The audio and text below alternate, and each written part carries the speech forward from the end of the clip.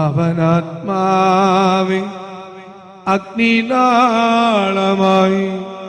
അഭിഷേകാഗ്നിയായി എഴുന്നള്ളുക. വരിക, വാഴുക.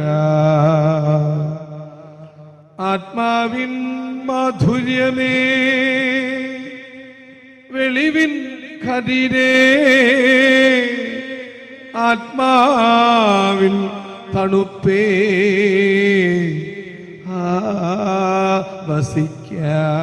ഈശോയിൽ അനുഗ്രഹീതരായ മക്കളെ, ദാനധർമ്മം മനുഷ്യൻ എപ്പോഴും സൂക്ഷിക്കുന്ന ചില ചിന്തകളാണ്.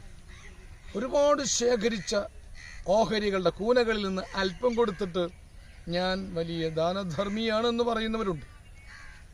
തനിക്കുണ്ടായിരുന്ന വക മുഴുവനും കൊടുത്തിട്ട് ഒന്നും മിണ്ടാതെ നിന്നവരുമുണ്ട്.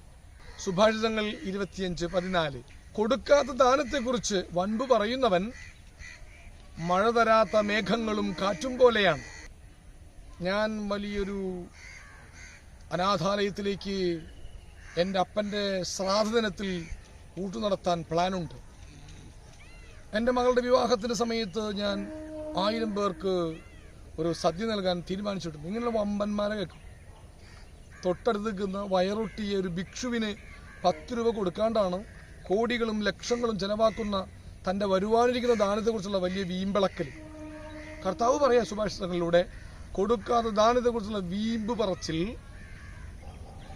മേഘം കണ്ടു മഴ വരുമെന്ന് കാത്തിരിക്കുമ്പോൾ മഴ തരാത്ത മേഘങ്ങളും കാറ്റും പോലെയാണ് അവർ. സമൂഹത്തിൽ അവർ സൃഷ്ടിക്കുന്ന ഒന്നും തന്നെ ഉപകാരപ്രദമാകില്ലെന്നർത്ഥം. ഹല്ലേലൂയ, ആവേ മരിയ, ആമേൻ.